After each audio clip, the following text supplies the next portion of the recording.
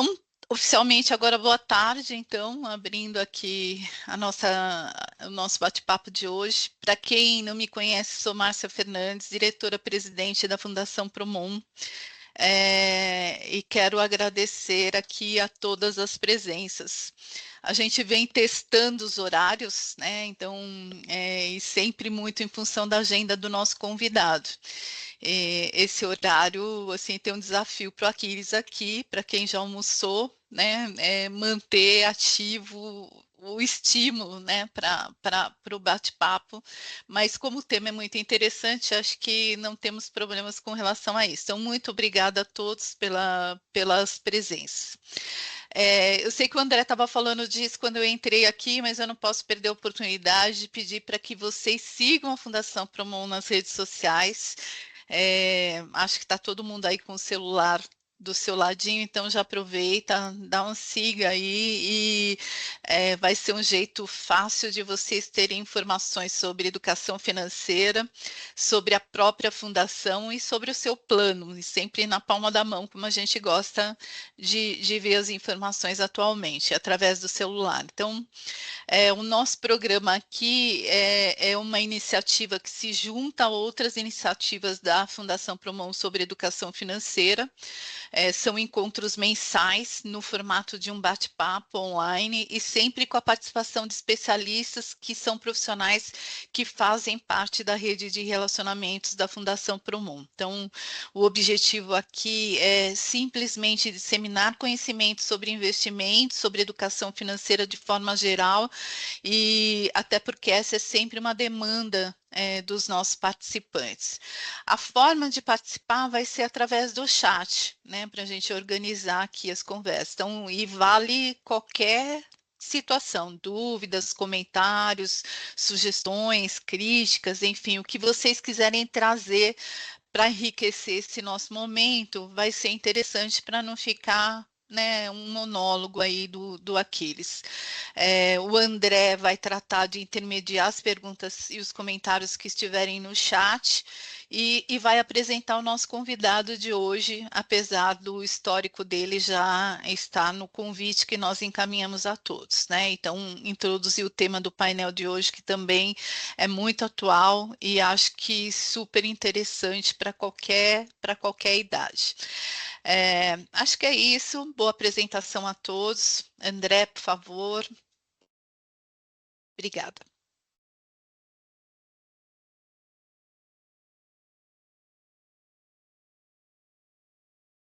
É isso, então, boa tarde a todos, uma satisfação grande, mais uma vez, né?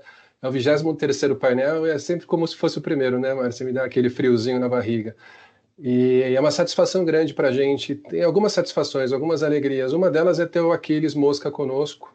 Aquiles, muito obrigado, uma grande alegria ter você aqui, uma honra para a gente.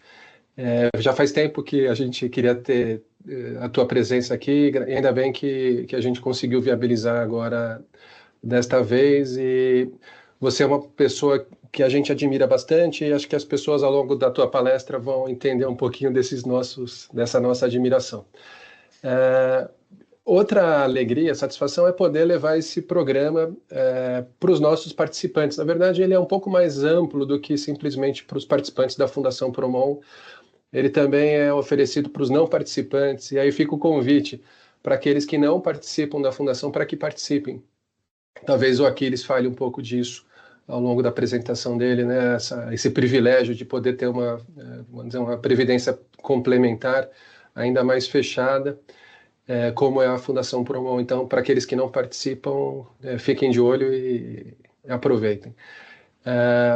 E a coisa do conteúdo de qualidade, eu estava comentando no início, como é bom a gente poder então, aproveitar da nossa rede de relacionamentos e oferecer conteúdo de primeira linha, né? Então, a gente hoje em dia tem uma overdose de informação e normalmente é informação questionável, de fontes que a gente às vezes não conhece. Então, quando a gente propõe construir essa jornada, a gente se propõe a trazer sempre conteúdo de primeira linha e profissionais do nível do Aquiles, que está aqui com a gente hoje. Então, é isso, a gente já combinou, Márcia, com o Aquiles no início, de a gente guardar as perguntas para o final da fala. Então, mas de qualquer forma, incentivar que todo mundo participe, coloque seus comentários, dúvidas, enfim, o que for, e a gente procura organizar para colocar para o Aquiles essas questões que forem surgindo. Eu vou ler aqui rapidamente, Aquiles, o seu mini currículo, a mini bio, que é bastante extensa, então eu vou procurar ser bem breve. Economista formado pela USP, mestre em administração pelo INSEAD, autor de livros sobre educação financeira, finanças comportamentais, investimentos sob medida, mais de 27 anos de experiência no mercado financeiro, é CEO do BNP Paribas Asset Management no Brasil, foi diretor comercial do Santander, ou da Santander Asset Management, é estrategista de investimento e gestor de fundos. Além de tudo, ele leciona em finanças comportamentais aplicadas e é colunista do jornal Valor Econômico nas horas vagas, né, Aquiles, imagino. E atua também na Ambima, onde ocupa uma posição na diretoria e está à frente das iniciativas de educação e certificação da associação. Então, dito isso, só vou introduzir o tema do painel, que é o desafio da conquista de independência financeira e as ameaças das bets. Então, um título que traz dois temas aí, independência financeira e talvez, on the other hand, assim, no lado oposto, a questão da ameaça das bets, que não contribui para a independência financeira, tá certo? É isso aí. Dito isso, Aquiles, poxa, muito obrigado, passo para você a palavra. Obrigado, Satisfação. obrigado, André, obrigado, Márcia, pelas palavras. Aumentou agora, então, a expectativa de todo mundo, aumentou minha responsabilidade com a apresentação.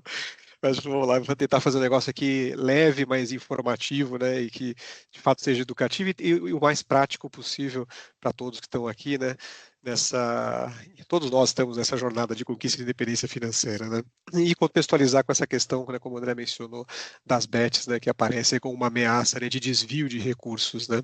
Então, eu gosto sempre de começar, né, quando eu vou falar sobre conquista de independência financeira, com esse gráfico, né, onde a gente vê ali na porçãozinha azul dele, que só 3% dos brasileiros aposentados hoje no Brasil, 3%, conseguem sustentar com recursos próprios, 100% recursos próprios, eles são aposentados com total independência financeira. O que acontece com os outros 97% dos aposentados no Brasil que não têm independência financeira? A porção laranja ali, né, mostra que 45%, ou seja, quase metade dos aposentados no Brasil, dependem de parentes, nem que seja para complementar o seu sustento, né? Por exemplo, quando precisa dos filhos para complementar o sustento, para pagar um plano de saúde, pagar um tratamento, a medicação, né, que é um componente importante das despesas após a aposentadoria, né, a saúde, né? Então, a gente tem quase metade dos aposentados no Brasil que depende de algum tipo de suporte financeiro dos parentes, nem que seja para um sustento parcial, para complementar as suas finanças, ou seja, não são aposentados com independência financeira. Na porção cinza ali do gráfico, a gente vê que 26% continua trabalhando, que não tem nada contra isso, né? Continuar trabalhando após uma idade almejada de aposentadoria. A questão é que quando a gente faz estudos sobre esses 26% que continuam no mercado de trabalho, eles não estão trabalhando porque querem, né, para dar sentido para a vida, né, para cumprir uma missão, né, para dar propósito. Eles continuam trabalhando porque precisam, né, porque simplesmente a aposentadoria que recebem, ou os recursos que guardaram junto ao longo da vida, junto com a aposentadoria oficial, né, que geralmente é do INSS, não dá conta de todas as suas despesas após a aposentadoria. Então, o indivíduo elevado necessita trabalhar após uma idade almejada de aposentadoria, né? E, por fim, a gente tem ali no mais 26%, na parcela amarelinha ali do gráfico, que reduz significativamente o padrão de vida com relação ao que ele tinha durante a vida produtiva, durante a vida no mercado de trabalho. O que acaba acontecendo na grande maioria dos casos é uma combinação das três coisas. O aposentado ele precisa da ajuda dos parentes, principalmente dos filhos, né, depois da aposentadoria. O aposentado continua trabalhando, e geralmente numa atividade com uma remuneração menor do que a que ele tinha anteriormente, durante o período ativo do mercado de trabalho, e tanto os pais quanto os filhos reduzem o padrão de vida. A gente tem uma combinação, que é muito comum acontecer uma combinação das três coisas, né? E isso acontece tanto nas classes mais baixas, né, na classe D e E, quanto nas classes mais altas, na classe A e B. Isso é impressionante como é bem espalhado, obviamente é menos frequente na classe A e B, mas também acontece na classe A e B, né, famílias de classe A e B, onde os filhos precisam complementar ali, por exemplo, o custo do plano de saúde dos pais, ou seja, os pais não têm 100% de independência financeira. Né? Então, eu gosto de mostrar esse dado no comecinho, porque ele é bastante chocante, né, como uma forma de mobilizar a atenção, né, da gente ver o que a gente deve fazer, então, ao longo da nossa vida produtiva no mercado de trabalho, né, quando a gente tem a maior parte, né, das nossas rendas acontecendo, né, o salário, o bônus, participação em lucros, dividendos, né, para que a gente não faça parte desses 97% e a gente possa aumentar, então, os 3% que possuem total independência financeira depois da aposentadoria. Né? E aí, nesse aspecto, é importante a gente entender o pano de fundo, né, que se dá essa busca pela conquista de independência financeira. A gente está num momento bastante decisivo, né, do ponto de vista de ganho de expectativa de vida. Estima-se que 1 a cada 3 bebês que nascem no Brasil hoje vai viver 100 anos, né, mais do que 100 anos. Ou seja, pelo menos 100 anos vão viver. O pediatra dos meus filhos comentava outro dia que já está entre nós a criança brasileira que vai viver 120 anos. Você imagina se esse indivíduo for um menino, por exemplo. A gente pega a nova idade de aposentadoria dos homens depois da reforma da Previdência de 2019, que é de 65 anos. Se ele for se aposentar ali aos 65 anos, para não trabalhar mais dali em diante, ele terá que ter guardado dinheiro suficiente para viver com independência financeira por mais 55 anos. Então, todo mundo quer viver mais, é muito bacana o ganho de expectativa de vida, é, né, uma boa notícia, mas isso embute em si um desafio financeiro e de necessidade de preparação do ponto de vista financeiro durante a vida produtiva muito grande. Então, aumentou ainda mais o desafio, essa questão do ganho de longevidade, do ganho de expectativa de vida. Né? Outro ponto importante, isso à luz do primeiro gráfico que eu mostrei, né, onde a gente viu que quase metade dos aposentados no Brasil dependem dos parentes, principalmente dos filhos, para manter a sua independência financeira, para o seu sustento financeiro após a aposentadoria, né? O fato de que também, do ponto de vista demográfico, a taxa de fecundidade, ou seja, o número de filhos por casal no Brasil, vem caindo consistentemente nas últimas décadas. Se a gente olha lá na década de 1960, o dado para o Brasil como um todo, né, para o país inteiro, era de 6,3 filhos por casal. Olhando as regiões, olhando o Brasil como um todo, né? Olhando as regiões urbanas, eram 4 filhos por casal, a média, né? Então, você não ser um aposentado independente, quando você tem ali 6, 4 filhos, para dividirem o custo do seu sustento após a aposentadoria, é uma coisa. Nós caminhamos para uma situação demográfica atual em que nós temos hoje 1,7 filhos por casal. Nós chegamos numa situação, né, de fecundidade, né, de número de filhos por casal, tal que hoje nós temos 2 humanos gerando, em média, menos do que 2 humanos todo ano. O que vai fazer com que, já está fazendo com que o nosso crescimento populacional desacelere e mais para frente ele vai começar a cair. Né? Então, hoje, o custo financeiro dos pais que não conquistam independência total durante a vida produtiva recai sobre um número menor de ombros. A gente tem um número menor de filhos para o casal e vai complicar ainda mais o processo de conquista de independência financeira dessa nova geração que vem aí. Né? Vamos levar em consideração também, nesse gráfico da direita aqui, essas barras mais altas, né, que hoje menos da metade dos brasileiros, 48,3% dos casais no Brasil, decidem ter filhos. Menos da metade dos casais hoje no Brasil têm filhos. E a gente já está chegando numa situação onde 17,4%, estamos caminhando aí para 1/5 praticamente, né, dos casais no Brasil, decidiram não ter filhos. Ou seja, eles sequer contarão com o suporte dos filhos para complementar o seu sustento depois da aposentadoria. E a gente viu que, no primeiro gráfico que eu mostrei, é a principal fonte de sustento dos aposentados, né, de complementação da sua necessidade financeira depois da aposentadoria, são exatamente os parentes, principalmente os filhos. Né? Então, eu estou mostrando isso porque essa realidade demográfica de viver mais, o que é muito bom, né? Mas também com um número menor de filhos, nesse contexto onde os filhos são a principal fonte de sustento dos pais que não conquistam independência financeira, bota um pano de fundo, né, de um desafio adicional, né, por conta dessas características demográficas que vem acontecendo, né, que eu chamei aqui de um momento decisivo, né, que tornam ainda mais desafiador a conquista de independência financeira, que já foi e sempre foi, isso não é uma peculiaridade do Brasil, sempre foi algo bastante difícil, bastante desafiador e para o qual a gente tem que se preparar, né? Exige uma ação intencional, bem estruturada e disciplinada e paciente ao longo de toda a vida produtiva para que a gente conquiste independência financeira lá à frente, né? Então, o que a gente vai falar um pouquinho aqui, né, nessa apresentação, né, de agora em diante, são os comportamentos que a gente deve cultivar e os comportamentos que a gente deve evitar ao longo da vida produtiva para aumentar a probabilidade de, nesse contexto bastante desafiador, inclusive do ponto de vista demográfico, né, que a gente consiga atingir essa independência tão almejada, né, financeira no momento que a gente se aposentar, né?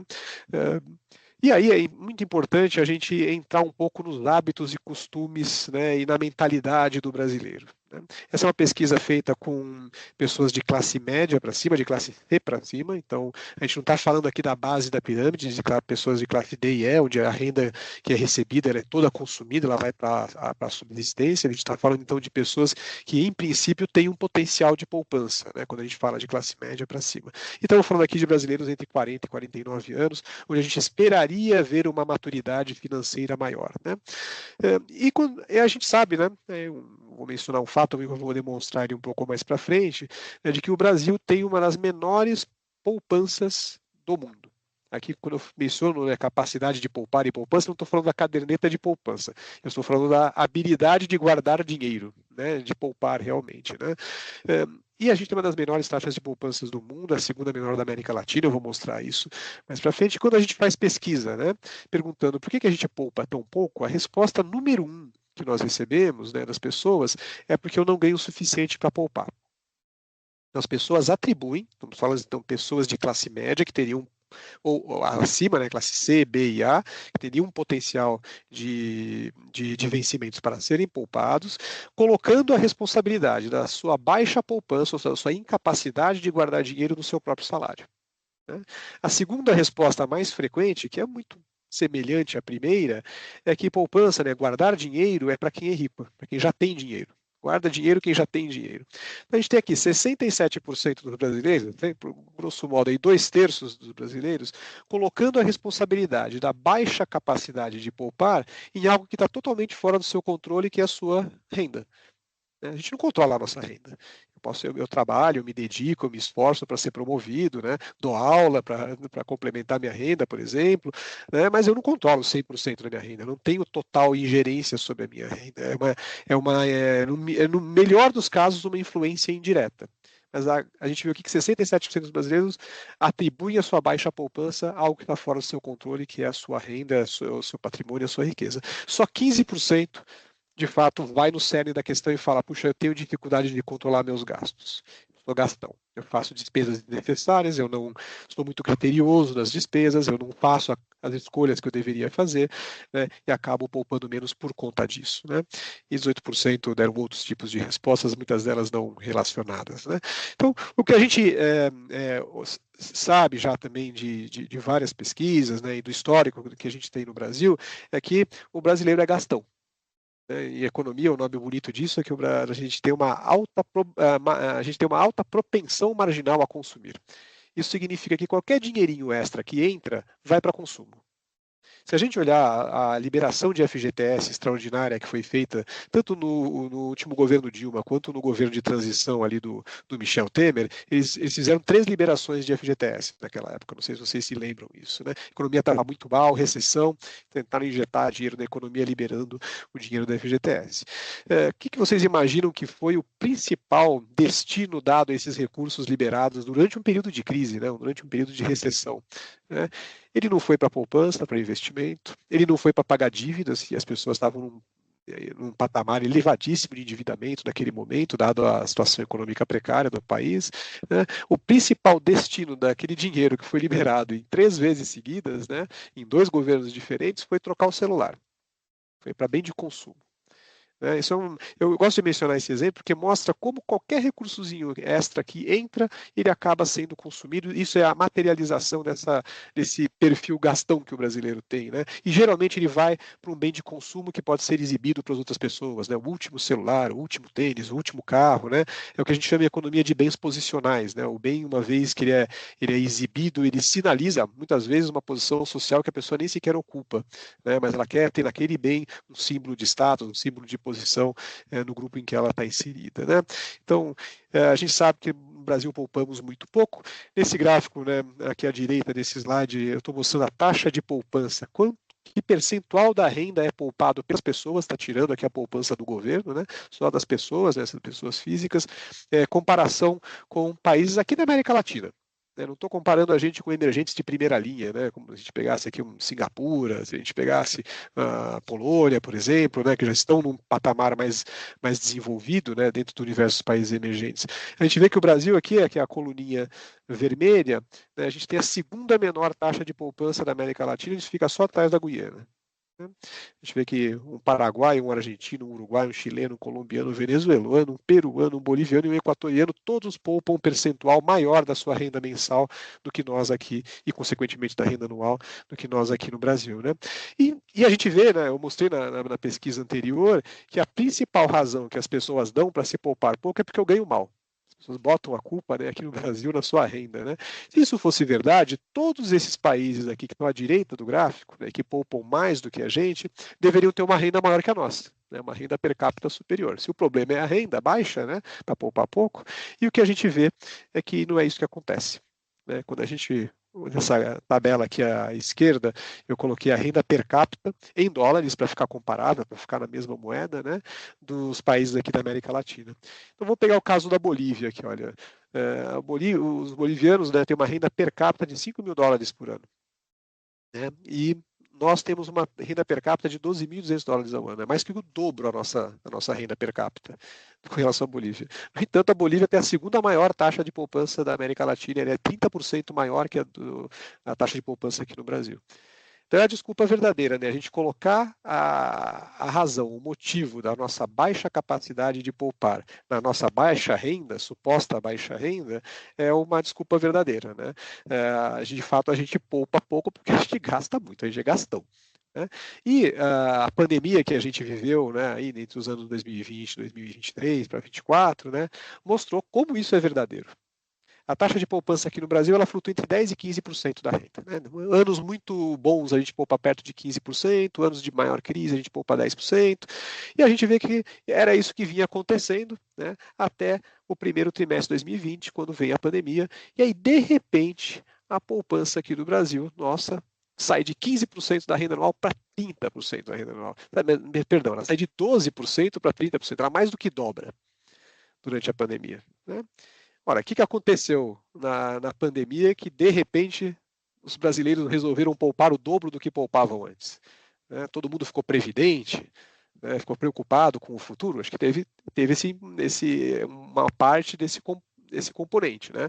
Uma situação muito incerta, ninguém sabia quanto tempo que ia demorar aquela situação e toda, isso levou alguns a ficarem mais previdentes. Mas, basicamente, o que aconteceu durante a pandemia que aumentou a taxa de poupança foi que a gente parou de sair, né? A gente foi em casa, não podia ir mais no restaurante, não podia ir mais no cinema, no teatro, viajar. Né? Isso evidenciou que, de fato, a chave para se poupar mais e, consequentemente, para se conquistar a independência financeira está no controle das despesas. E, particularmente, todas essas despesas que eu mencionei agora há pouco, essas poucas aqui, são as chamadas despesas variáveis. São aquelas despesas cuja decisão de incorrer nelas ou não é minha.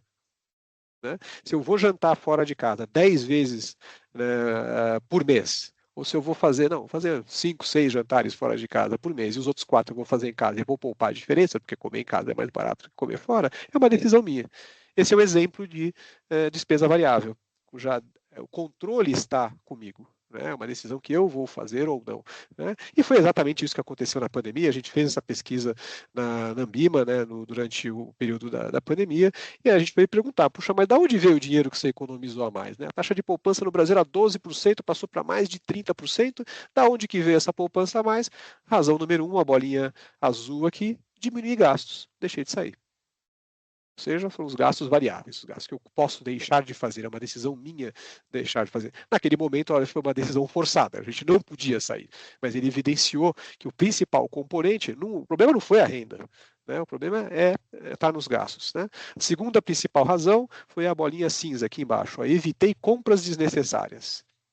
Não preciso trocar de tênis todo trimestre, não preciso trocar de celular todo ano, né?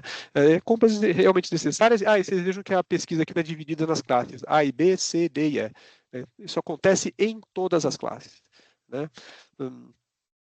Aí a terceira razão, né, para ter aumentado a poupança no período da pandemia, controlei as despesas. Né? A quarta razão, aqui, ó, guardei uma parte do salário todo mês, já recebi o salário, já separava um pouquinho para a poupança, porque a situação era muito incerta. Vejo que todas essas razões estão relacionadas a gastos, ou a destinação do gasto, ou a revisão de gastos. Só o quinto fator é que foram as pessoas que trabalharam mais para tentar ganhar mais, tentar influenciar a renda, de fato. Né? Mas, quando a gente faz pesquisa, a principal razão para se poupar o pouco que as pessoas dão é porque eu ganho mal. Né? O que a gente viu aqui que é uma desculpa verdadeira, de fato a pandemia evidenciou que é possível poupar mais, é possível mais do que dobrar a nossa capacidade de poupança se a gente controlar bem as despesas, particularmente se a gente controlar bem as chamadas despesas variáveis. Né? E aí não tem jeito. Posso te interromper para pegar um ponto claro, aqui? André. A gente sabe que aqui no Brasil a gente teve o governo atuou fortemente na pandemia através de gasto público e via programas de auxílio, né, de renda e tal. Então, eu fico pensando se essa poupança das famílias não tem do outro lado um gasto público maior. Olha, então, mas isso viria pelo lado da renda, né? Viria porque as pessoas ganharam mais, ou seja, então houve transferência de renda, né, teve pacote de ajuda mensal e tal. Então deveria aparecer aqui em algum momento, olha, aumentou a minha renda, porque eu comecei a receber. E a gente vê que não é isso que acontece, né? Os principais fatores que dão base a essa mais do que duplicação da poupança foram controles de gastos. Né? Acho que tem esse componente, sim, isso deve ter impactado para algumas pessoas. Geralmente, né, quem recebeu essa ajuda devia estar numa situação bastante precária, a condição era que estivesse desempregado, né? Então deveria ir para consumo mesmo e para o consumo de subsistência, para alimentação básica, moradia básica, né? Mas acho que é um ponto, sim, uma partezinha pode ter vindo, sim. Né? Tá bem, obrigado. Agora, para a gente conseguir poupar mais, né, não tem jeito, a gente tem que conhecer nosso orçamento, individual ou familiar, se você tiver, né, uma família, né, com cônjuge, filhos e tudo mais. Né? E é muito comum, quando eu faço esse tipo de palestra aqui, eu fazer a seguinte pergunta: quantos por cento da sua renda hoje, do seu salário líquido que você recebe todo mês, está comprometido com gastos fixos? Aqueles gastos que você não vai conseguir evitar. Né, a alimentação básica, né, o seu transporte, a moradia, o gasto mínimo com saúde ali, né, o plano de saúde e tudo mais, são os gastos fixos. Eu não tenho muita margem de manobra sobre eles, né, por isso que são chamados de fixos. E a grande maioria das pessoas não sabe responder. Se os gastos fixos ocupam 30% da renda, 20% da renda, 80% da renda. Né? Então, sem conhecer o orçamento pessoal ou familiar, né, como que eu vou revisar e reconsiderar as minhas despesas, principalmente as que forem variáveis, aquelas que eu tenho em gerência, como eu mencionei anteriormente, para viabilizar uma capacidade de poupança maior e, consequentemente, de maior probabilidade de conquista de independência financeira ao longo da vida e, idealmente, também lá para frente, no momento da aposentadoria. Né? E aí não tem muita mágica, né? A gente tem que fazer uma planilhinha de orçamento familiar. Né? Aqui tem um exemplo de uma planilha de orçamento familiar, essa daqui está exposta, eu deixei o link aqui embaixo na página da Bolsa de Valores, da B3. Existe uma infinidade de planilhas de orçamento familiar disponíveis na internet, você pode baixar várias, né? A própria Febraban tem material muito bom, a própria Ambima tem também planilhas onde você pode pegar um mês típico e ir anotando as despesas, para onde está indo o dinheiro, né?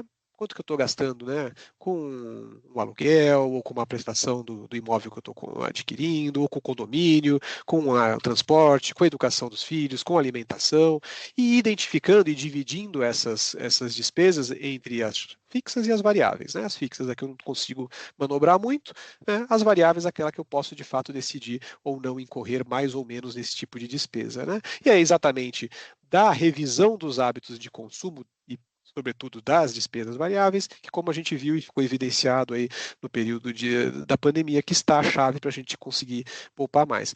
Uma dica que fica no momento de fazer esse orçamento familiar é sim uma atividade chata, chegar a planilhinha, ficar anotando o gasto todo mês, né? Todo dia idealmente, né? Para onde que foi, o que foi gasto em que, né? É chato, mas fica a dica. Primeiro, tentar fazer isso num mês que seja representativo dos gastos médios que você tem como família ou como indivíduo. Vamos pegar aqui, por exemplo, não é bacana, não é ideal fazer esse exercício em janeiro.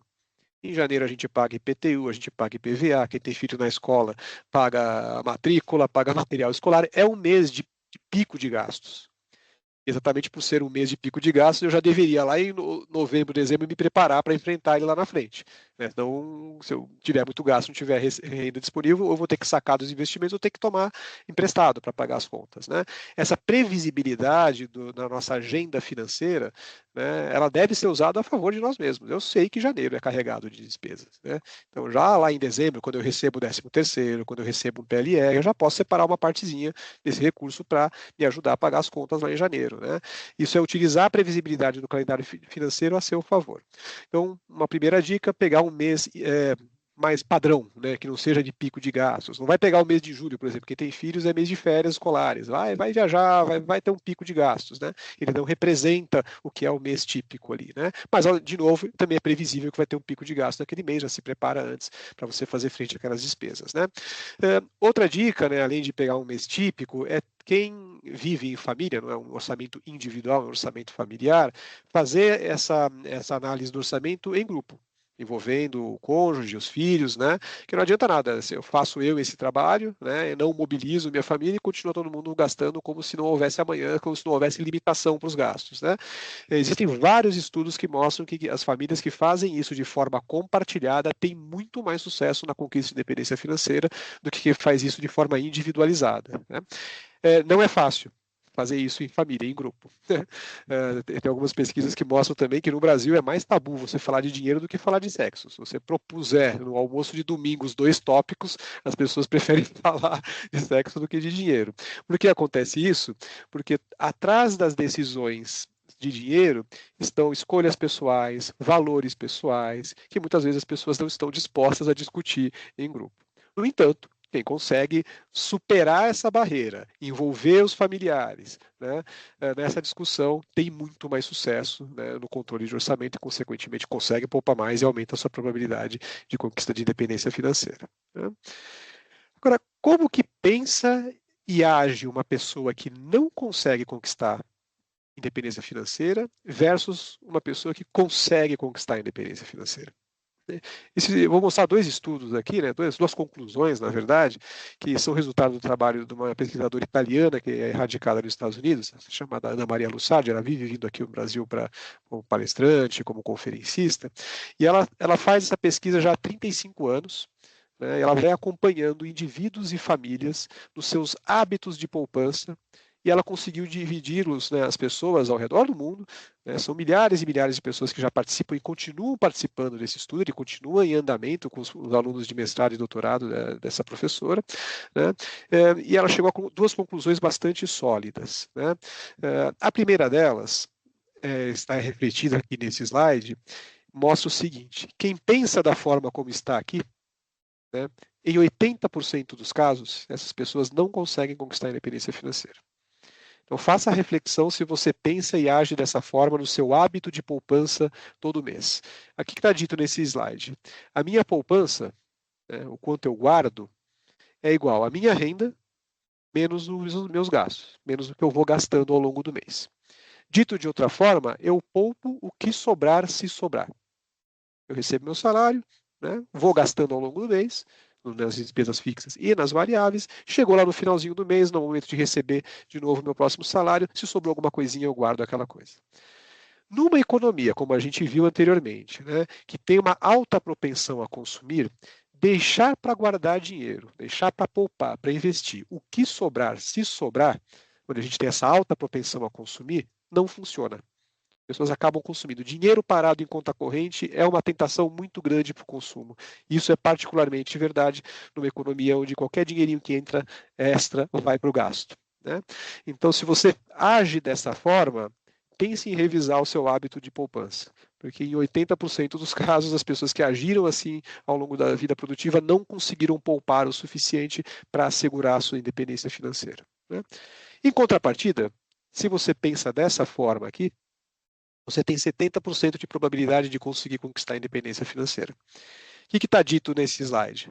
Os meus gastos são dimensionados de tal forma que eles levam em consideração a minha renda, o A, menos aquilo que eu já separo no momento em que eu recebo o meu salário, os meus recursos para investir, para poupança, o recurso está guardado para mim mesmo no futuro, né, para o meu investimento no futuro, para os meus diferentes objetivos que podem e devem ser múltiplos, né? Eu posso ter o objetivo de trocar de carro daqui a 1 ano, comprar imóvel maior daqui 5, mandar um filho estudar no exterior daqui 18 e me aposentar daqui 30. Né? Esses recursos que estão sendo poupados, eles devem ser também tangibilizados, né? O que eu quero conquistar com esse recurso e quando, né? O fato de tangibilizar os investimentos, né? O objetivo dos investimentos também é algo que ajuda bastante. Não é simplesmente guardar dinheiro por guardar, né? Senão vira o tio Patinhas, que quer ter o dinheiro pelo dinheiro, né? Não é esse o objetivo aqui. Então, 70% das pessoas que dimensionam seus gastos para levar em consideração que o seu salário, uma vez recebido, deve ser subtraído ali de uma parcelinha que vai ser guardada, investida, né, poupada para os seus diferentes objetivos, 70% dessas pessoas que agiram assim ao longo da vida, colocando a poupança como o primeiro gasto do mês, vamos colocar dessa forma, né, o primeiro destinação dos recursos do mês, conseguiram conquistar a independência financeira integral durante as suas aposentadorias, né? Então aqui cabe essa reflexão, né, de como você tem agido com relação à sua poupança, aos seus hábitos de investimento e de consumo, né? E como a gente estava falando aqui no comecinho, né, o tempo joga muito a favor, né?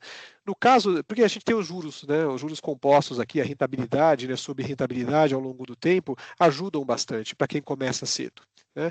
No caso de uma dívida, eles prejudicam muito porque a dívida fica explosiva, né, eles crescem de forma exponencial. Mas nos investimentos, eles também jogam um papel importante no crescimento do patrimônio. Eu fiz aqui uma simulaçãozinha simples, só para dar uma noção de sensibilidade, de como é importante começar o mais cedo possível, né, que aí o esforço fica menor. Né? Então, o que eu simulei aqui? Eu simulei uma situação com um juro real, um juro acima da inflação de 5%. Hoje está muito acima disso, está na casa dos 9%, se a gente investir na Selic, 9% a 10%, né, se a gente botar o dinheiro no CDI ou na Selic, para chegar lá aos 65 anos, que é a nova idade de aposentadoria dos homens, depois da reforma da Previdência de 2019, das mulheres em 62, dos homens em 65, com R$500 mil guardados. Por que eu botei R$500 mil aqui, 500 mil? Porque seria o suficiente para cobrir os custos fixos de uma família de classe C durante 10 anos. Tá? Só para fazer uma noção aqui de sensibilidade, chegaria perto ali da expectativa média de vida do brasileiro, que hoje está entre 75 e 76 anos.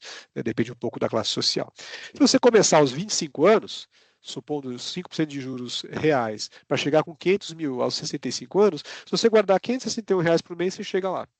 Não é um esforço impossível de se fazer. Né? Se você já esperar 15 anos para começar esse esforço, esperar lá aos 40 anos para começar a pensar a guardar dinheiro, começar de fato a agir para guardar dinheiro, tem que guardar já mais do que o dobro. Olha o custo da espera, né? Vai precisar guardar quase R$1.300 por mês. Se começar aos 50 anos, tem que guardar R$2.400 por mês. Se começar aos 60 anos, tem que guardar mais de R$8.000 por mês, né? Então, o tempo joga a favor, usa o tempo a seu favor, né, para conquistar, para fazer os recursos crescerem de tal forma que, de fato, assegure a sua independência lá na frente, né? E aqui, fazendo um parênteses, né, dado que a gente está falando aqui da Fundação Promon, né, vocês estão numa empresa que tem o privilégio dos privilégios de ter uma previdência complementar. Hoje, só 3%, em torno de 3% dos brasileiros têm previdência na empresa em que trabalha. Então, é um privilégio ter esse instrumento, que é o instrumento mais eficiente para a poupança de longo prazo, para a aposentadoria, do ponto de vista do custo de administração desses recursos, do ponto de vista do benefício tributário que você tem, do ponto de vista da eficiência da gestão e da rentabilidade que você tem, né? Vários estudos mostram isso, né?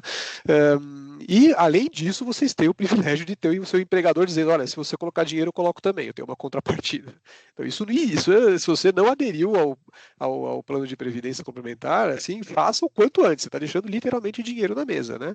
Então vocês são privilegiados, né? 3% dos brasileiros, como eu mencionei, têm esse privilégio hoje no seu local de trabalho, e se você não está aderindo, faça adesão. Se você já aderiu, com base em tudo que eu falei, veja quanto que você está contribuindo para o seu plano de previdência. Você tem o percentual da renda que você pode colocar, né? Estou colocando lá 0,5% da minha renda por mês. Não vai fazer muita diferença depois dos anos, depois do tempo, né?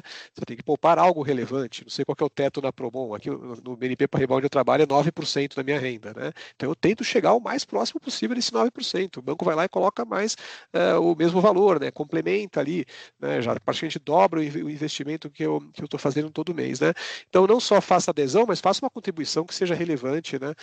Todo mês, né? A questão é que muitas pessoas veem o aumentar a contribuição, o investimento, a poupança, como uma privação para o consumo hoje. Vou ter menos dinheiro para gastar hoje. Sim, você vai ter menos dinheiro para gastar hoje, mas você vai ter mais dinheiro para gastar lá na frente. E é você mesmo, você está investindo em você mesmo lá no futuro, né? Então faz essa reflexão, né?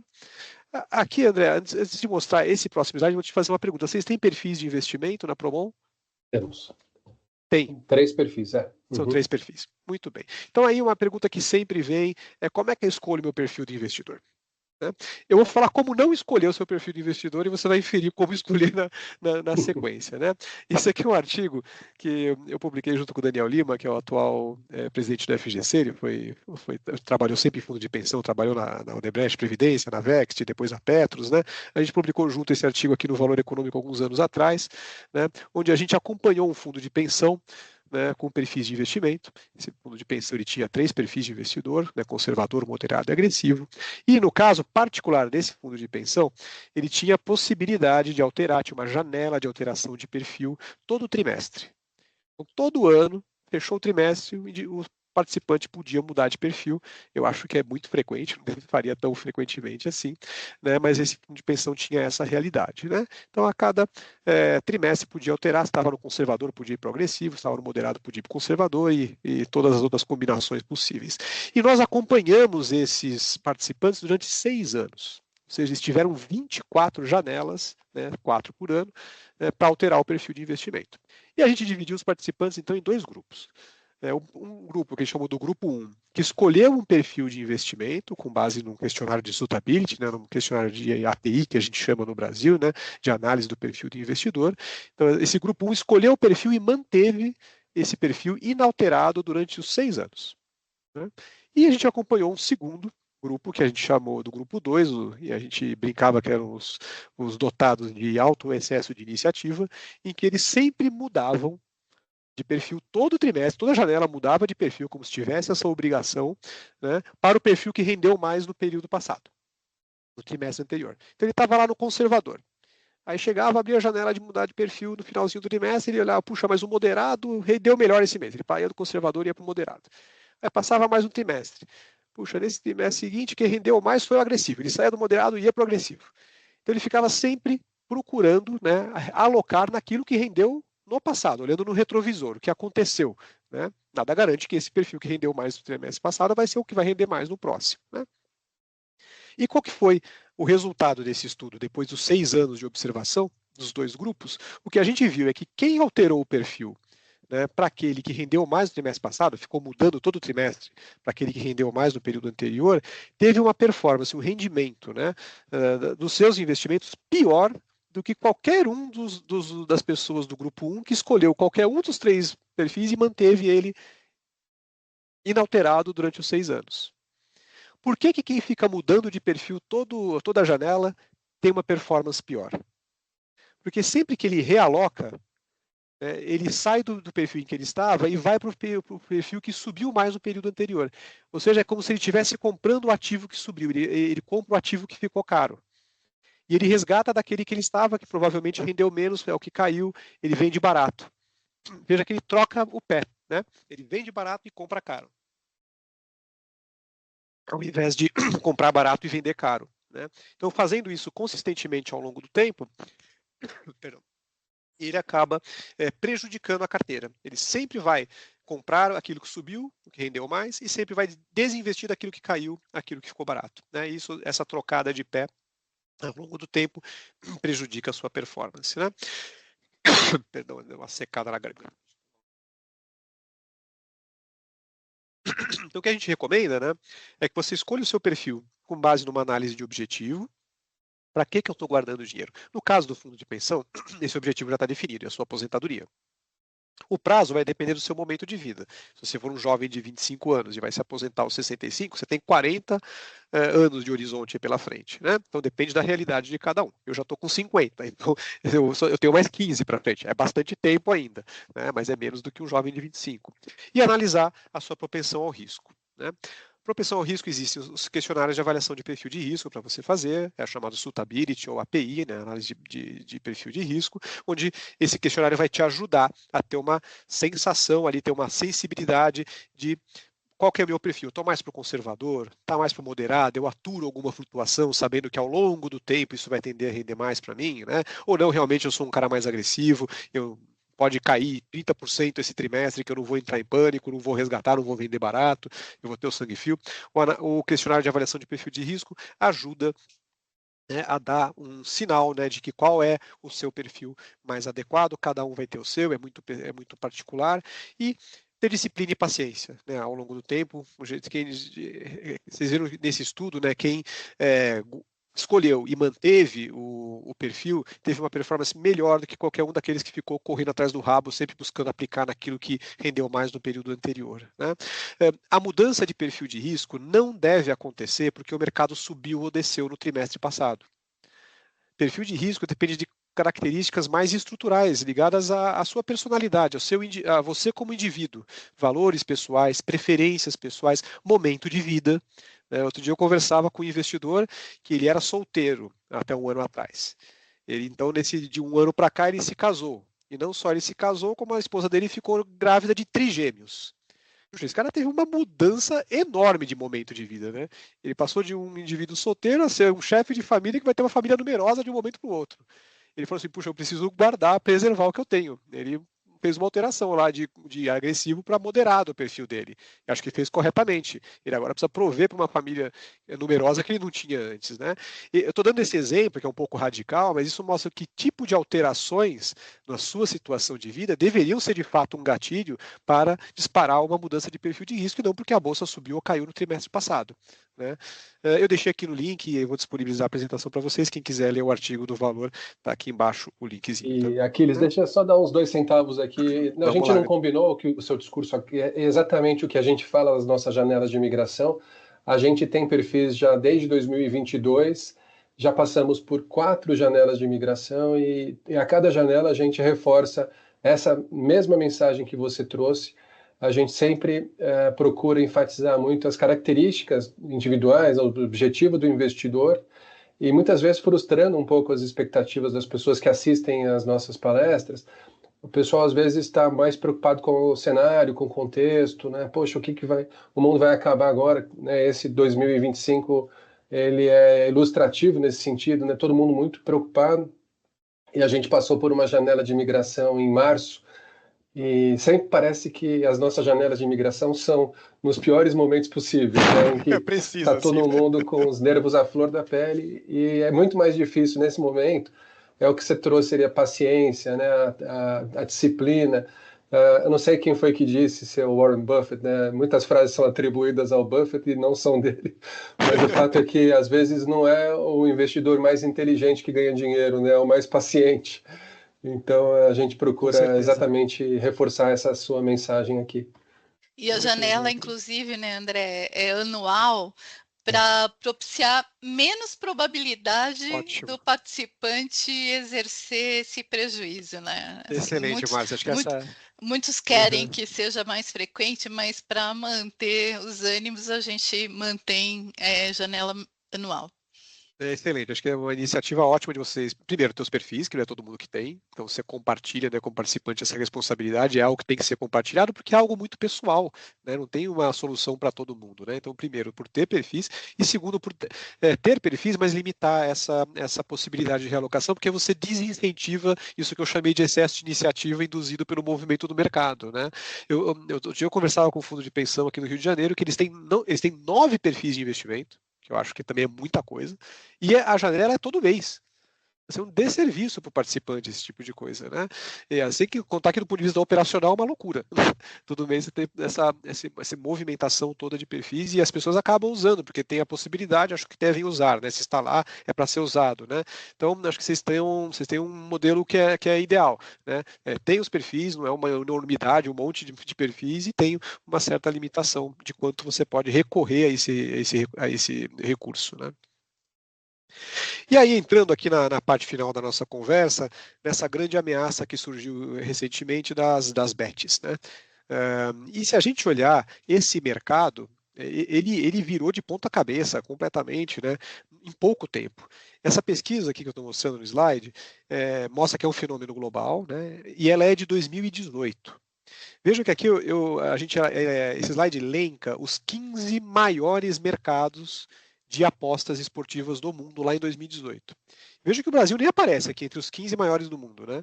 Os ingleses sempre foram os que mais apostaram, né? Na Inglaterra aposta-se para tudo, você tem casa de apostas nas ruas, né? Então vai nascer um príncipe novo, eles apostam se vai ser menino ou menina, depois aposta para o nome, eles apostam para absolutamente tudo, né? E principalmente em esportes, né?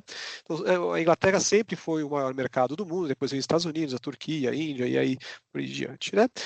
Atualizando esse estudo para 2023, vocês vejam que o Brasil deu um salto aqui e hoje é o maior mercado de apostas esportivas do mundo. Tá? Isso aqui é com base nas empresas que divulgam os dados, né, das apostas que são feitas, tem informações divulgadas pelas próprias bets, né? Mas a gente tem uma série de bets aqui no Brasil que não divulgam os dados, né? Então, talvez o mercado seja ainda maior do que esse, provavelmente eu vou mostrar mais para frente algumas inferências do Ministério da Fazenda, que ele é muito maior do que isso que a gente está mostrando aqui, mas o fato é de que a gente em pouco tempo passou a direcionar muito recurso ao ponto de sermos o maior mercado de apostas online do mundo, num país que tem uma das menores taxas de poupança do mundo. Já não guarda dinheiro, né? Agora guarda muito pouco de dinheiro. E agora surgiu esse potencial vazamento, né, para as apostas esportivas, né, que é um vazamento de renda que poderia estar sendo guardado para a independência financeira num país que poupa muito pouco e tem muitas poucas pessoas com independência financeira, né. E aqui eu vou trazer alguns dados, né, uma mistura de dados aqui da Ambima, da pesquisa Raio-X de Investidor. Hoje a gente divulgou a nova, né, então vou trazer alguns dados dessa pesquisa nova. Esse aqui ainda é a pesquisa do ano passado, mas a gente vive num país, né, porque a gente poupa muito pouco, nessas poucas pessoas que poupam, né, que são 37% dos brasileiros que de fato poupam muito pouco, porque a gente tem 63%, essa bolinha azul aqui do lado do Brasil, que não guarda dinheiro, são pessoas que não investem. E elas estão distribuídas em todas as rendas. Tem na classe D e E, o que é óbvio, né, porque a renda ali é para subsistência, são pessoas de renda mais baixa, mas ela acontece, inclusive, né, nas classes C, B e A. Pessoas que são pessoas de classe A, têm renda alta e gastam toda a sua renda mensal com o consumo, né? Então, e não aplicam nada, né? E aí, então, surge esse fenômeno das bets. Então, os dados que eu estou mostrando aqui foram divulgados no ano passado, em 2024, com as bases em dados de 2023, mostrando, né, que naquele ano, né, 14% da população, são 22 milhões de pessoas, apostaram. Direcionaram recursos para apostas online, né? Vejam que ele está distribuído aqui em todas as classes de renda. O amarelinho é a classe D e E, as classes mais baixas. O laranjinha é a classe C, a classe média, a partir daqui é a classe média, né? E ele é mais intenso, inclusive, nas classes A e B. A gente muitas vezes infere, puxa, isso deve ser coisa de pessoal mal informada, com pouca educação. Não, ele acontece, inclusive, de maneira mais intensa nas classes A e B. Ainda é maioria, né, os brasileiros que não apostam, né, em torno aqui de 85% não fazem apostas, né, mas é algo que está se disseminando. E por isso que a gente incluiu a questão das bets na pesquisa Raio-X do Investidor, para ser algo que vai ser mensurado anualmente. Eu vou trazer alguns dados aqui que eu anotei no meu caderninho da divulgação dos dados de 2024 que a gente fez essa manhã, né. E o que preocupa muito é que em torno aqui de entre 22% e 25%, né, entre 21% e 25% dos brasileiros que apostam, né, consideram que é uma forma de investir. E isso chamou muito a nossa atenção, porque na pesquisa Raio-X do Investidor, quando a gente começou a falar sobre alternativas de investimento, e a gente esperava ver lá poupança, CDB, fundo de investimento, LCI, LCA, bolsa, apareceu bet. Eu aposto nas bets, eu invisto nas bets. Ou seja, o indivíduo tem uma expectativa de um retorno financeiro daquele recurso que está sendo direcionado para lá, né? E hoje, na pesquisa que a gente divulgou hoje, a gente buscou, então, mapear o principal motivador. Puxa, mas você não guarda dinheiro, né? A gente viu ali que 67% da população brasileira não guarda dinheiro, né? E você ainda está direcionando esse recurso para jogo de azar, para aposta, né? Qual que é a sua expectativa disso, né? Qual que é o motivador para essa aposta? É a expectativa de um ganho rápido. É a principal, né? Porque ali eu consigo ganhar rápido. Se investir no mercado financeiro, né? No fundo de renda fixa, no CDB, eu ganho muito devagar. As coisas acontecem muito devagar. Ou seja, não tem a paciência, a disciplina que a gente comentava aqui com o André agora há pouquinho, né? Que é um negócio imediato, né? Que é esse negócio rápido, né? Mas chama muito atenção, né? E também distribuído quase que uniformemente entre as diversas classes, né? 22% na classe A e B, 21% na classe C, 25% na classe D e E, considerando o dinheiro direcionado para as bets como um investimento. Né? Isso é bastante preocupante. Isso também está bastante disperso do ponto de vista das diferentes gerações. Tem mais homem apostando do que mulher, ó. 25% dos homens, 18% das mulheres. Né? Aí nas gerações, né, os que mais jogam, né, que considerando como investimento, são a geração do meu pai, os boomers, né, mais de 63 anos, 38%. Depois vem a minha geração, a geração X, 27%. Aí pula para Z e depois os millennials com 24% e 17% respectivamente. Mas o ponto é que está bem distribuído, está acontecendo em todas, a gente viu ali faixas de renda, com uma concentração maior nas classes mais altas, e também do ponto de vista geracional, até me surpreendeu que os mais velhos apostem até mais, né, do que os mais jovens. Né? O ano passado, então, a gente direcionou 216 bilhões de reais, essa é uma estimativa do Ministério da Fazenda, para apostas. Para a gente ter uma noção e colocar isso em perspectiva, a indústria de fundos de investimentos, o ano passado, toda a indústria de fundos de investimentos no Brasil captou 60 bilhões. As pessoas direcionaram para apostas esportivas 3,5% vezes mais recursos para aposta esportiva do que foi poupado via fundos de investimentos no Brasil em 2024. Né? Num país onde a gente já poupa muito pouco, a gente tem esse vazamento de recursos. Né? E aqui é uma pesquisa da FEComércio, aqui de São Paulo, tem alguns dados bem interessantes. Né? As pessoas estão fazendo isso, apesar de saberem, né, vamos aqui no gráfico da direita, ó, quais são os seus resultados com as apostas online. Né? 44%, a maioria, é mais perda. Tem razoável certeza que ele vai mais perder do que ganhar.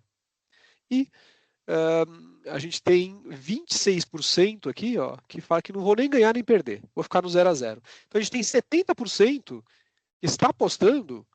Na melhor dos casos, ele vai ficar no 0 a 0. E na maior parte do tempo ele vai perder. Só um terço, né, tem expectativa de ganhar alguma coisa. Isso aqui, obviamente, é jogo de azar. Se a maioria não perder, a casa de aposta não ganha. Né? É assim que cassino vive. Né? E não tem outro jeito. Mas isso chama mais atenção ainda. Né? A gente tem esse desvio de recursos, com as pessoas tendo uma razoável certeza que no máximo vão ficar no 0 a 0 e na maior parte do tempo vão perder.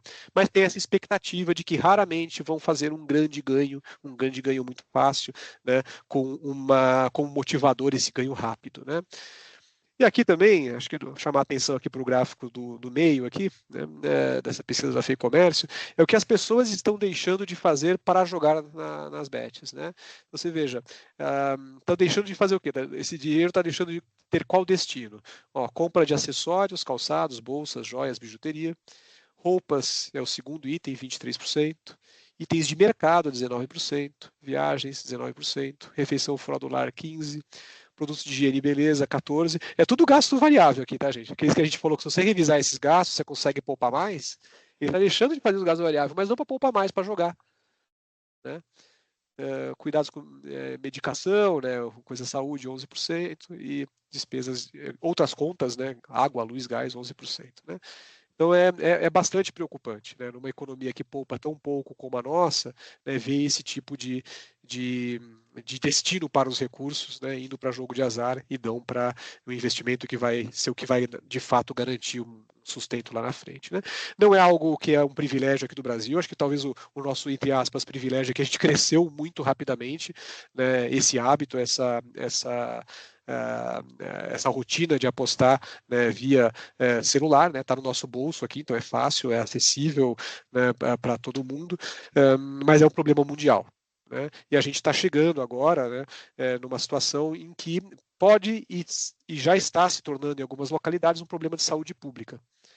Porque está girando o vício em jogo. É uma condição clínica diagnosticada chamada ludopatia, né? É o vício de ficar jogando consistentemente. E é interessante porque, assim, né, jogo não é algo desconhecido no Brasil. Né? A gente sempre teve loteria, por exemplo. Né? Mas não existe caso, registro de ninguém que é viciado em Sena ou Mega Sena. Né? Por que a aposta online no celular vicia tanto? Né, e a loteria não vicia. A questão é o lapso de tempo que existe entre você apostar e você ter o resultado da aposta. Na loteria, esse lapso de tempo é semanal. Né? Você aposta hoje, tem um sorteio por semana. Né? Então você vai saber semanalmente se você ganhou ou não. Existem loterias que são mensais. No celular, ele é imediato. Você está apostando durante um jogo, você está apostando aí o número de escanteios que vão ser cobrados, o número de laterais esquerdos que vão ser arremessados, é instantâneo, né? O indivíduo ele tem o lapso de tempo é muito curto e é exatamente a frequência e o curto lapso de tempo que gera o incentivo ao vício, a tal da ludopatia. Né? Então é uma questão mundial, está impactando, a gente vai ver cada vez mais notícias desse tipo aqui, né, na mídia, né, toda semana tem algum tipo de notícia dessa natureza. Bom, para a gente já encaminhando aqui para a conclusão e a gente abrir para as perguntas e respostas, né, revisar alguns pontos que a gente conversou. Né, conquista de independência financeira sempre foi algo muito desafiador, né, mas no atual contexto que a gente vive, né, essa dinâmica demográfica, que é boa, né, que todo mundo quer viver mais, de ganho de longevidade, torna esse desafio ainda maior. Está aumentando ainda mais esse desafio. Né? A baixa poupança pessoal, né, esse elevado consumo aqui no Brasil, né, essa tendência de qualquer recurso que entra, né, ir para consumo e mais recentemente para aposta, né, para jogo de azar, é a raiz da questão. Né? A questão está na despesa. Né? A pandemia mostrou que a gente consegue poupar mais. Quem conhece o seu orçamento a fundo, né? Conhece as despesas fixas, conhece as variáveis, repensa as variáveis para poupar mais, tem ali, né, a chave para facilitar, né, para deixar menos difícil essa conquista de independência financeira, tornar ela mais provável, né, ao longo da vida produtiva. Né? A gente vê que países com renda per capita inferior que a nossa poupam muito mais do que a gente, então a desculpa de que eu poupo pouco porque eu não ganho o suficiente, tira isso da frente, isso é uma desculpa verdadeira, como eu mencionei, né? E vai te impedir de tomar a ação necessária, de conhecer melhor o seu orçamento, revisar os hábitos e despesas variáveis para poupar mais, né? O tempo joga muito a favor, não desperdiça o tempo, né? Além disso, vocês aqui, né, têm previdência complementar, tem, como eu falei, o privilégio dos privilégios, né? Não só faça adesão, mas contribua de forma relevante, né? Você vai ter o seu empregador aí, a Promon, investindo junto com você. Quem coloca o investimento, né, a poupança, como a primeira despesa do mês, tem muito mais chance, né, a gente viu, de conquistar a independência financeira. Não deixa para guardar, para poupar o que sobrar, se sobrar no final do mês. Né, isso é uma tentação para o consumo e agora também para o jogo muito grande. Né? É investimento que você faz em você mesmo no futuro, né? Não é para outra pessoa que você está guardando. Né? Não existe aposta eletrônica responsável. Agora começou essa das bets falarem, que a aposta é responsável. Não tem. É que nem você falar que tem tabagismo responsável, tabagismo saudável. Não existe. Né? Tem lá, geralmente começa como um componente de diversão, de lazer, né, de jogar um pouquinho aqui, mas a intensidade, a frequência e o imediatismo, né, de interação com essas plataformas tem uma tendência a gerar um vício em jogo muito grande e um desvio de recursos que poderia estar sendo poupado para algo onde a grande maioria das pessoas sabe que não vai ganhar nada, mas nessa esperança de que pode haver eventualmente um ganho grande e fácil esperando ali na próxima jogada. Né? Então não cai nesse erro, não cai nesse canto da sereia. Né? É jogo de azar, tem alto potencial de vício e descontrole. Né? A gente viu hoje na divulgação dos dados que a gente fez hoje de manhã cedo na Ambima sobre as bets, a gente viu que 47% das pessoas que apostam têm dívidas em atraso. Então, é um grande indicador de descontrole financeiro. Né? 71% dessas pessoas, né, têm estresse financeiro. vive numa condição de estresse permanente, de estresse financeiro. Né, e está desviando dinheiro para jogo, né, e não para equacionar a sua situação financeira, mas na esperança de que vai ganhar uma bolada e resolver tudo. Né. A conquista de independência financeira fica seriamente ameaçada, né, com esse tipo de desvio de recursos, como a gente viu, 216 bilhões, 3,5 vezes mais do que foi poupado em fundos no passado, direcionado para jogo de azar. Eu vou parar por aqui para a gente ter esses minutos finais aqui, para a gente abrir para perguntas e respostas. Deixa eu parar de compartilhar meu slide aqui. Legal, Aquiles, muito bom. Como eu já tinha prenunciado lá na minha fala, eu queria trazer um ponto aqui que tem a ver com o que você falou, com foco em jogos, né, em bets. Agora, passa também por essa coisa do ganho imediato, né? O brasileiro adora um ganho fácil, assim, a promessa de ganho fácil, né? E aí isso passa pelas bets e passa por fraudes, né? Aqueles que eu sei que é um tema que você também trata em algumas palestras. Se você pudesse dar uma palhinha, assim, só para alertar as pessoas em relação você falou canto da sereia. Esse canto da sereia também passa pelas fraudes, né? Isso, passa. E a gente tem muita fraude por ano no Brasil, né? Só ano passado, a CVM, né, que regula, né, o mercado de valores imobiliários, pegou 175 pirâmides financeiras no Brasil. Acho que é um exemplo típico de fraude, né? Existem alguns indicadores antecedentes que você pode sentir, perceber que tem alguma coisa errada. A gente fez em parceria lá na Ambima com a CVM um site fraudulento, sem mencionar para as pessoas que era um site fraudulento, com todos esses indicadores antecedentes. Né? Eu vou passar depois para vocês, eu não me lembro exatamente o site, né? Mas era uma página lá de uma corretora oferecendo uma opção de investimento garantido, seguro, altamente rentável, né? Com retorno altíssimo, com toda a liquidez, você pode resgatar a hora que você quiser. Né? Então, tudo assim, são impossibilidades no mercado financeiro. Né? Se rende muito, tem algum risco. Se tem muita liquidez, não vai ter tanta rentabilidade. Para ter rentabilidade maior, tem que aceitar uma liquidez maior, né? Ou um prazo maior para aplicação. A gente, né, nessa página dessa corretora fictícia, né, criada em parceria entre a Ambima e a CVM, a gente ia lá demonstrando e depoimentos das pessoas. Nossa, tripliquei meu capital aqui em 3 meses. Né? Todas essas promessas, né, são sinais antecedentes, né? Bota a barba de molho que alguma coisa está errada. O mais interessante desse site é que ele vinha fazendo essas promessas, né, de rentabilidade altíssima, sem risco, garantida, com liquidez, né, sem volatilidade, sem flutuações, né, e impressionantemente das pessoas que entraram nesse site, viram essa oferta, né, a gente anunciou ela em jornais, em revistas de finanças, em páginas do YouTube, 70% das pessoas que entraram na página chegaram a clicar no botão quero abrir a conta.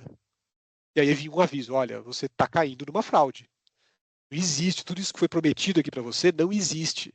Não importa se tem a foto de um ator galã, de uma atriz bonitona, dizendo que ela ficou milionária aqui em 3 meses. Isso não existe, né? E aí passando conceitos, né, de finanças, de risco e retorno, de liquidez, de prazo e tudo mais, né? Então esses são grandes sinais, né, de que tem uma fraude ali prestes a acontecer, que você pode estar caminhando para algo de uma fraude, né? Perfeito. Isso eu me lembro bem de uma reunião que o André e eu tivemos lá no BNP e vocês comentaram sobre esse teste, assim, eu fiquei impactada, né? Cheguei a comentar, né, com algumas pessoas e acho que tem muito a ver com isso que você falou, né, dos estímulos fáceis, né, assim, das atrações fáceis, né? Você fez um comparativo na sua fala há pouco entre pessoas que apostam na loteria, na Mega Sena, por exemplo, versus, né, as bets, e você não vê, de fato, artistas e pessoas bem-sucedidas fazendo comercial da Mega Sena, né? Em compensação, nas bets, né, sob esse slogan aí da aposta responsável, que eu também acho enfim, uma furada, né? Óbvio, as pessoas são atraídas, né? E esse é o cuidado, né? Assim, não, a gente também, costuma né? falar, não tem almoço de graça, né? Se a oferta é muito benevolente, né? Se a coisa é muito fácil, ninguém fica milionário, né? Assim, então aí os estudos, mas as pessoas são envolvidas, né? E atraídas pelos influencers, né, que, como o nome diz, são influenciadores da sua Exato. tomada de decisão e da sua entrada, né, nessas E aí eles questões. exploram uma coisa que acho que a gente não tem, a gente no mercado financeiro, né, que é essa percepção de familiaridade que o esporte traz. Isso. Eu digo, pô, eu assisto o jogo toda semana, né? Então isso é algo que eu conheço, né? O mercado financeiro, o fundo multimercado, o CDB, o LCA, eu não conheço direito, então, mas aqui eu conheço, então, porque me é familiar. Então, acho que eu vou ter mais chance, né, em acertar o número de escanteios que vão ser cobrados pelo time adversário no canto esquerdo do que botar o recurso no fundo de renda fixa, por exemplo, né? Então tem essa percepção de familiaridade e a publicidade que está disseminada, né, pelo esporte atualmente, né? Todos os times, os estádios, né? Tudo tem esse componente de publicidade muito forte, dá aquela sensação de que puxa, é algo que todo mundo está fazendo, né? Então vou fazer também, né? Joga um pouco ali com o conceito de prova social, um pouco de Não movimento de posso ficar de manada fora também. dessa tribo, né? Não quero ficar de fora, os outros estão ganhando, não vou ficar, quero ficar também, né? Então eles jogam bastante com isso, né? É um mercado muito pouco regulado ainda atualmente, né? Dado o potencial, né, de danos para a saúde pública, né, por conta do risco, né, de vício no jogo e tudo mais, alguns países estão regulando as apostas online da mesma forma que regularam, por exemplo, o consumo de cigarro. Não pode, vocês lembram, né? O carro de Ayrton Senna tinha patrocínio de cigarro, proibiram. Não pode associar, né, a atividade esportiva a cigarro. Alguns países estão começando a limitar, não pode associar a aposta a esporte, né? Hoje a gente não tem essa regulação aqui no Brasil, né? Então você tem alguma regulação começando a surgir agora, nesses disclaimers, algumas estão falando, olha, aposta não é investimento, algumas estão começando a falar isso porque sabem que a regulação vem por aí, né? Mas nesse momento está muito desregulado, né? Está muito solto. E isso aí estimula essa percepção de familiaridade, de que todo mundo está fazendo. Eu, para conhecer, né, e começar a escrever um pouco sobre o tema, meu último artigo no Valor foi sobre isso, eu baixei uma bet no meu celular e falei, vou apostar para ver como é que é, para ver como é que é a navegabilidade. É bacana.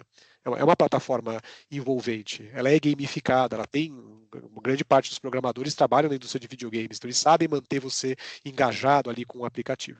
E depois que eu vi como funciona e tal, e vi que realmente é algo que seduz, né, do ponto de vista da usabilidade, é muito fácil de você usar, e apaguei o aplicativo, eu na mesma hora recebi uma mensagem dizendo, olha, aqui está R$ 100 para você voltar a jogar conosco.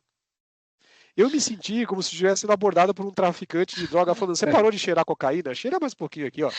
Tá aqui, ó, pela casa, tem o dinheiro da casa aqui para você cheirar. Né? Então, esse tipo de coisa estimula esse engajamento constante, o envolvimento constante, a frequência de jogo, que é algo que acaba gerando o vício em jogo, né? Uma coisa que a gente divulgou hoje de manhã cedo na pesquisa da MIMA também muito interessante, que eu anotei, né? 52% das pessoas que perdem dinheiro nas bets continuam jogando para recuperar o dinheiro que ela perdeu na própria bet. Agora, como o negócio se auto-realimenta, né?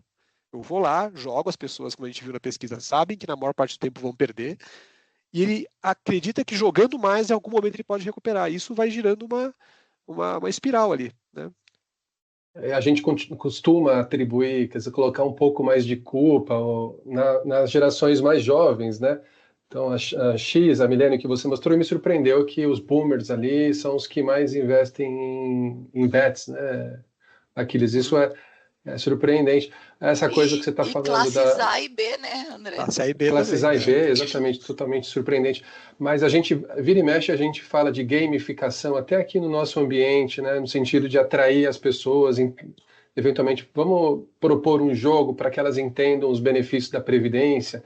E é muito nessa lógica de recompensa do jogo, é uma palavra que tem sido muito usada, a tal da dopamina. As pessoas são estimuladas pelos jogos, né, a continuarem jogando e se manterem, vamos dizer, atentas, né? Que é muito difícil hoje em dia. É verdade. André, tem algumas Tem alguns perguntas aqui no comentários, chat. eu vou colocar já, Márcia. Tem a do Marcos Ablas e do Ricardo Sanches, vão na mesma linha. Eles estão perguntando sobre planilhas orçamentárias que sejam mais elaboradas aqui. O Marcos fala de planilhas que possam calcular impacto de imposto de renda. Eu vou só falar a minha experiência pessoal, eu tenho a minha própria planilha. E é o que você falou, Aquiles, é muito chato e muito É, difícil discutir em casa ali o fluxo de caixa, onde que estão indo os gastos, mas eu sei que no meu caso me dá uma tranquilidade, uma liberdade, assim, de saber quanto que eu estou gastando, quanto que eu posso gastar, quanto que eu não tenho que economizar. Então, recomendo fortemente que as pessoas tenham suas planilhas. Tem muita coisa na internet hoje em dia, então não sei se dando um Google, um chat GPT da vida, se É. eles podem trazer Até para alguma coisa. complementar aí para o Marcos, a gente na fundação até tentou buscar planilhas que trouxessem o impacto de imposto de renda e receitas, enfim, despesas, para a gente botar no ar algum simulador de benefício fiscal que fosse bem eficiente, mas a gente não conseguiu localizar nada. Todas têm gapzinhos, é erros, difícil assim, é mesmo. muito difícil você É. contemplar todas as situações, assim, acho que em O função da Brasil é um sua labirinto realidade, tributário, né? né, é Assim, melhor você pegar um é, Excelzão lá e botar você mesmo, né, as fórmulas que fazem sentido para os teus usos e é. ganhos, né, enfim, é muito difícil. Por exemplo, se a gente pegar as diferentes modalidades de investimento, vamos pegar investimento só, né, nesse aspecto tributário, cada um tem uma realidade, né? Uma das principais É. bandeiras da Ambima é ter isonomia, que todas as modalidades de investimento tivessem o mesmo tratamento. Aqui, ações tem um tratamento, fundo de ações tem outro, fundo multimercado tem outro, fundo renda fixa tem outro, aí tem os N isentos que não pagam imposto, LCI, LCA, CRI, CRA.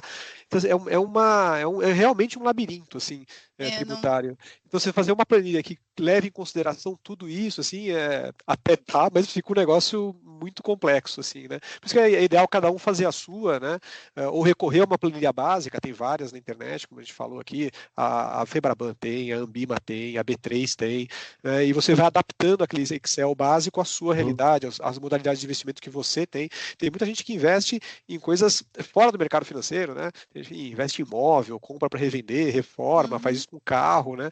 A gente está muito no mercado financeiro e fica pensando nos nossos investimentos, né? Mas quando a gente é, faz a pesquisa Raio-X Investidor, quase metade dos brasileiros, quando falam que investem, estão investindo em coisas não financeiras. Estão investindo nisso que eu falei, assim, imóvel, carro. Lá no Nordeste é muito comum animais para engorda e depois venda. Né? Apareceu na pesquisa isso, né? Que é foge completamente. Você vai botar isso numa planilha, né? Quando é que eu vou vender um bode depois de engordar? Mas é investimento, as pessoas têm isso como um investimento e fazem isso de uma forma recorrente. Aquiles, deixa hum, eu pegar um ponto aqui, até um Uhum. puxadinho do que você falou. Quer dizer, um fenômeno brasileiro, essa coisa dos títulos isentos, os CRIs, Uhum. CRAs e assim por diante. Você falou um número durante a sua palestra, é o volume que os fundos de investimento captaram ao longo de 2024, acho que 60 bi, né? Você tá bem um pouquinho mais, né? Então, daí você falou do ralo das bets, assim, vamos dizer, um buraco negro para onde o dinheiro está indo.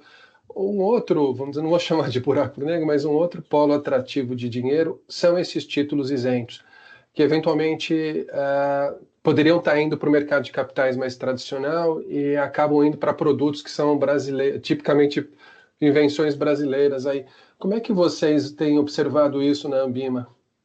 Ó, como eu mencionei, né, a bandeira da Ambima é tentar não ter essas distorções, né, são distorções, né, que às vezes se justificam. Mas essas isenções, esses benefícios, deveriam ser transitórios, passageiros. Por exemplo, vamos imaginar que o Brasil tem um grande gargalo na infraestrutura.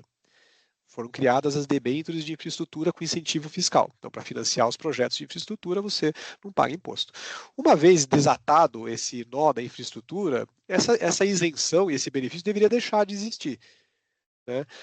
Isso não acontece nunca. Sempre que a gente tem um instrumento isento entrando no mercado, né, a LCI para o imobiliário, a LCA para o setor agrícola, né, as debêntures para a infraestrutura, né, elas ficam permanentes. Né, ela nunca acaba. Né? Então, o que preocupa muito é a introdução desses instrumentos com benefícios que são permanentes, de algo que deveria ser transitório para desatar algum tipo de nó, algum tipo de dificuldade de financiamento em um setor, né, em uma atividade específica que precisa receber um fluxo maior de recursos. Aqui a gente vai criando cada vez mais, né, essas exceções e elas vão virando a regra. Agora virou uma infinidade de regras, né, cada instrumento com a sua regra específica. Né? Márcia, eu vou pegar aqui os comentários do Jaime aqui no chat. Ele fala que essas promessas de ganhos certos, rápidos, sem risco, que atraem tantos brasileiros não são um monopólio nosso. Quer dizer, daí ele dá um exemplo aqui, acho que bem taxativo, O que Meadows. são as criptomoedas, a Trump Skype. Currency, a Melania Currency. Como explicar isso em países que, em tese, têm uma educação financeira mais avançada? Olha, criptoativo é um negócio que a gente nem faz aqui no BNP, tá? A gente é proibido de fazer porque a gente não entende direito e não acredita muito no valor que tem por trás dos ativos dos virtuais, né? Eu considero como um dos ativos de risco mais importantes que você tem no mercado, do ponto de vista da atenção que ele tem, que tem atraído das pessoas, né? Hoje no Brasil já existe mais investidores de criptomoeda. Vamos ver, o Bitcoin, que foi a primeira moeda, apareceu lá em 2009. A Bolsa Brasileira é de 1890. Hoje já tem mais investidor em criptoativo no Brasil do que na Bolsa de Valores. De um ativo que tem um risco, uma volatilidade, uma flutuação da sua cotação, né, maior do que a da Bolsa de Valores, né? E vem muito aí na esteira de que, puxa, é uma nova economia, um novo modelo de valor, né? Aí a gente vê Milei lançando uma moeda dele, né? O Trump lançando a dele, sem muito lastro ali por trás, né? E aqui no BNP, pelo menos, a gente preza muito os investimentos ESG, né? Com impacto ambiental, social e governança. Para nós, para mim particularmente, as criptomoedas é tudo que não é ESG. Não é ambiental porque o principal minerador de moeda virtual no mundo é a China e você minera as moedas, né, com o seu computador conectado na rede elétrica mais poluente do mundo. Então não tem nada de ambiental. Não é social, não tem nenhum aspecto social. Pelo contrário, quem usa a criptomoeda para movimentar os recursos está muito atrás da não rastreabilidade dos recursos. É muito comum grupos terroristas ou criminosos que estão chantageando um país, uma pessoa, uma empresa, pedir para ser pago em criptomoeda porque você não consegue rastrear para onde ela vai. Ela é não rastreável, é uma das características das criptomoedas, né? Por isso você tem as iniciativas dos bancos centrais criarem as suas moedas rastreáveis, como é o caso do Drex aqui no Brasil, para você saber de onde saiu, para onde foi, né? Então, não tem nenhum aspecto e não tem governança nenhuma, né? Você não consegue, se você não tem rastreabilidade, como é que você vai assegurar que há um mínimo de governança por trás disso, né? Mas eu concordo 100%, não é uma particularidade nossa, isso cai no mundo inteiro, né? Tem esse tipo de atração para as pessoas que querem um ganho fácil, um ganho rápido, e veem isso como algo revolucionário que vai mudar o mercado financeiro e tudo mais. Eu, particularmente, não acredito que isso sustenta ao longo do tempo. Não da forma como está hoje, né? E talvez os americanos estejam mal acostumados, porque lá o risco, quer dizer, investimentos de risco têm performado ao longo da história, né? Então, o investidor em bolsa acaba sendo recompensado e talvez na base da dopamina ali, do incentivo até hormonal, ele acaba optando por investimentos de risco, né? Está E, mais habituado mesmo. é. Márcia, não sei, aqui a gente esgotou os pontos do chat.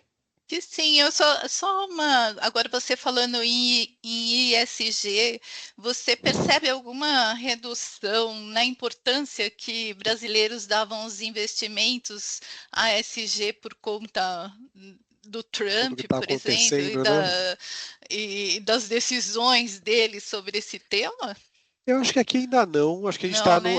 a gente já estava num passo anterior, que era ainda trazer, educar o investidor para os benefícios que uma abordagem de ESG pode ter no retorno dos seus investimentos. Então, acho que quando a gente ainda estava um passo atrás, não era tão disseminado, esse questionamento não está ainda tão Tão forte, né? forte, né? Claro que não ajuda, obviamente, né? Se tem principal economia do mundo tomando atitudes dessa forma não ajudam muito, né? Mas observando a Europa, né, que é uma região, né, do mundo que está mais desenvolvida, está mais avançada nos temas ESG, a gente não viu esse recuo, né, na Europa. Né, pelo É legal. contrário, né, o que aconteceu recentemente, né, a guerra da Rússia contra a Ucrânia, que mostrou a dependência muito clara, né, que a Europa inteira tinha do gás russo, né, fez com que a transição energética na Europa acelerasse. Então lá ganhou até mais impulso na realidade em que eles vivem, né? Então acho que é muito específico de cada região e aqui no Brasil particularmente a gente está nesse processo de conscientizar o investidor dos benefícios potenciais que uma abordagem de ESG pode ter, né? Uhum. Legal. Bom, então se não tivermos mais questões, e parece que não temos, eu queria te agradecer mais uma vez, enfim, Uhum. foi um bate-papo excelente. né? Pelo menos sob a minha percepção, espero que todos tenham gostado. A gravação vai estar disponível para quem se inscreveu e não pôde participar, né? Lembro aos que estão aqui que gravações de painéis anteriores também estão lá, para quem perdeu algum. E não se esqueçam de responder a nossa pesquisa de satisfação, que é muito importante para a gente dar continuidade ao programa, para a gente passar para o Aquiles, como é que foi a abordagem também. Então, o QR Code está aí na tela, por favor, respondam e comentam. Inclusive, surgiram novos temas, né, para próximos encontros que teremos, tá bem? Muito obrigada a todos aí pelas presenças. Obrigado, pessoal. Obrigado Obrigado, pelo convite. Aquiles. Grande satisfação. Obrigado, pessoal. Obrigada. Obrigado. Tchau, tchau. Tchau, tchau.